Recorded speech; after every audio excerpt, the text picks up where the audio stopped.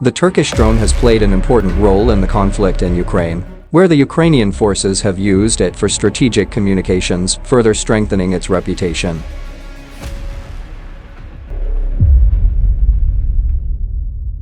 Presented as a key factor in several Ukrainian military successes, including the halting of the Russian advance from Belarusia, or the destruction of the Moskva cruiser, the TB2 has become one of the symbols of the early stages of the conflict, partly thanks to its distinctive shape. Baker has also exploited the positive publicity around its flagship product to intensify its own marketing and spotlight its industrial accomplishments. The Bayraktar TB2 drone was expected to help Ukraine defeat the Russian army. Although it proved less successful than anticipated, it still continued to experience commercial success. Spyridon Plakoudas and Vasileios Sofitis explore this paradox. Bayraktar TB3 SIHA, which was developed by Baker as a national and original, stayed in the air for 32 hours. The testing process of Bayraktar TB3, a national and originally developed armed unmanned aerial vehicle by Baker, continues successfully. After making its first flight on October 27, the national SIHA, which has passed successive performance tests, was the 13th where the system and endurance performance at medium altitude were measured.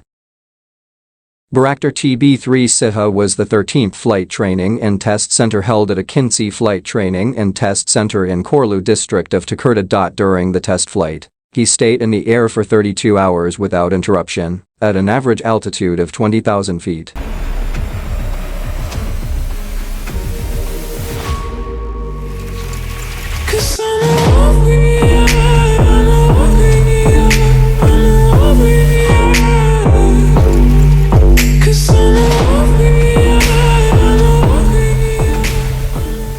The national SIHA, which took off with the PD-170 engine developed domestically by TE, successfully passed all the tests in which the system and endurance performance at medium altitude were measured during the long flight test conducted. They traveled a distance of 5,700 kilometers.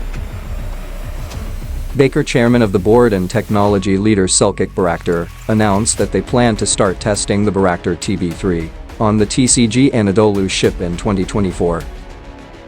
The capabilities that the Bayraktar TB3 will have will also be an important innovation in terms of unmanned aerial vehicles in this class.